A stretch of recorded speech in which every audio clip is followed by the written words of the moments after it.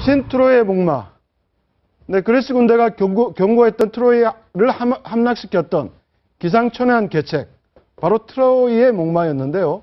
서울 강남의 고급 빌라에 21세기 신트로이 목마가 등장했습니다. 네. 김태현 변호사로부터 어떤 사건인지 들어보겠습니다. 예, 트로이의 목마가 아니라 트로이의 상자가 등장했습니다. 저 강남에 있던 30억대 고급 빌라에서 있었던 일인데요. 용의자는 33세 임모 씨와 친구 안모 씨입니다. 먼저 주범인 임모 씨는요, 불법 택시 운전을 하는 사람이었는데요. 그 주요 단골 고객이던 A 씨로부터 여러 가지 심부름을 하면서 A 씨가 살고 있던 집의 현관 비밀번호를 알게 됩니다.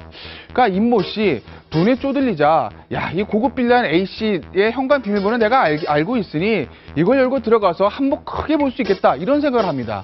근데 문제는요, 이 집이 워낙 그 유명한 고급 빌라이기 때문에 현관까지 갈 수가 없었던 겁니다.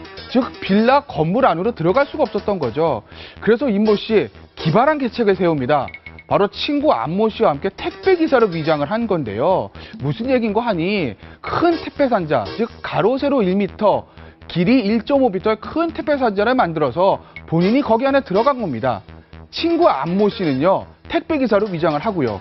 그래서 자, 7층에 물건 배달하러 왔습니다. 이 말 한마디로 저 사진에 보이는 고급 빌라 안으로 유유히 들어갔던 거죠.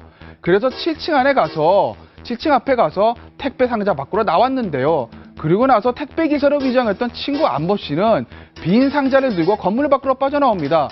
경비원에게는 사람이 없어서 다음에 오겠습니다, 이 말 한마디만 하고 갔던 것이죠. 그런데 문제는 여기서부터 발생합니다. 택배 상자에서 내렸던 임모 씨가 현관문을 열고 들어가려고 했는데 안에서 인기척이 났던 겁니다. 그래서 이 임모 씨는 오후 4시부터 그 다음날 오전 10시까지 무려 18시간을 계단 앞에서 쭈그려서 기다렸던 겁니다. 오전 10시쯤에 그 집에서 인기척이 사라지는 걸 확인하고 집 안으로 들어갔습니다. 그래서 마루 앞에 있던 지갑에서 현금 30만 원을 꺼내서 나오려고 했는데요. 여기서 두 번째 문제가 발생합니다. 바로 집주인의 친구가 잠을 자고 있다가 밖에서 무슨 소리가 들자 깨서 나온 겁니다. 야, 당신 누구야? 이 얘기를 듣고 임모 씨는 저 원래 아는 지인인데요, 이 집주인 신부는 맞습니다, 그렇게 얘기하고 황급히 빌라를 빠져나옵니다. 그러자 안에서 잠자고 있던 그 사람은 뭔가 좀 수상한데 이런 생각을 하고 경찰에 신고를 했던 겁니다. 그래서 결국 경찰이 임모 씨를 구속을 했는데요. 경찰이 임모 씨가 범인인 걸 어떻게 알았을까요? 경찰이 CCTV를 분석을 해보니 임모 씨가 황급히 건물 밖으로 나오는 CCTV 화면이 있는데 들어갔던 것이 없는 겁니다. 그래서 임모 씨를 체포해서 계속 추궁을 했고요. 결국 임모 씨가 모든 것을 자백하고 맙니다. 결국 임모 씨와 친구 안모 씨는 특수절도 혐의로 구속이 됐고요. 고대 그리스 신화에 나오는 트로이의 목마는 성공은 했지만 강남에서 있었던 트로이의 상자는 처절한 실패로 돌아갔습니다. 이제 시청자 여러분, 집에 오는 아주 큰 이 택배 상자에 과연 이 안에 뭐가 들었을까 의심을 해야 되는 상황까지 왔습니다. 지금까지 김태현의 사건 브리핑이었습니다. 예, 요즘 택배 상자 기다리신다는 분들 굉장히 네. 많은데 이렇게 큰 택배 상자를 한번 의심을 좀 해보셔야 되겠습니다. 자, 이들이 어떻게 범행을 모의를 하게 됐는지 담당 형사의 목소리로 한번 직접 들어보시죠. 네.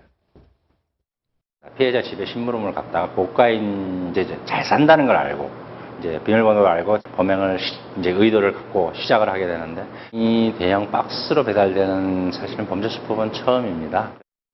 네, 이 빌라는 톱스타, 네. 이정재, 정우성 씨 등이 사는 곳이라고 하는데요. 참 출입 보안이 철저하게 유명한 곳이죠.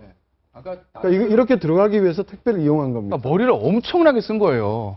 그러니까 현관 비밀번호 아니까 저길 들어가 저 앞까지만 가면 나는 한몫 본다, 이 생각을 한 거 아니겠습니까? 네. 그러니까 이제 택배 상자까지 이제 위장을 한 건데, 왜냐하면 아파트 경비하시는 분들이 택배 왔다 그러면 뭐 아무 제지 없이 다 올려 보내주지 않습니까? 그럼 뭐 다 신분 체크하는 건 아니고, 그러니까 그거를 이제 이용해서 앞에 갔던 건데 그 안에 현관 안에 사람이 있는 거는 몰랐던 거죠. 그래서 결국 빈집이 아니었던 거죠. 본인들은 아마 그럴 겁니다. 이게 집주인과 단골 고객이다 보니까 집주인이 대충 뭐 낮에는 사람이 없고 그 안에 아무도 없다 뭐 이런 걸 알지 않았겠어요. 네네. 그래서 빈집인 줄 알고 갔던 건데 문제는 빈집이 아니어서 문제가 생겼던 거죠. 네. 그래서 17시간이나 지금 비상 계단 쪽에서 있었던 거죠.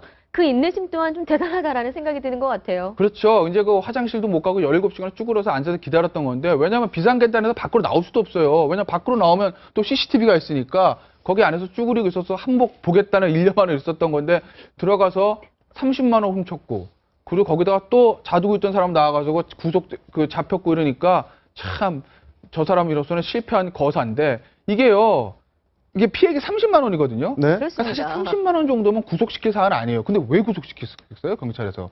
이게 범행 수법은 최신 수법이거든요. 치밀하게 그렇죠. 계획했다. 치밀한 계획이 최신 수법이기 때문에 이거를 구속해서 여기서 한번 끊어주지 않으면 이 유사범죄가 계속 생길 수도 있거든요. 네.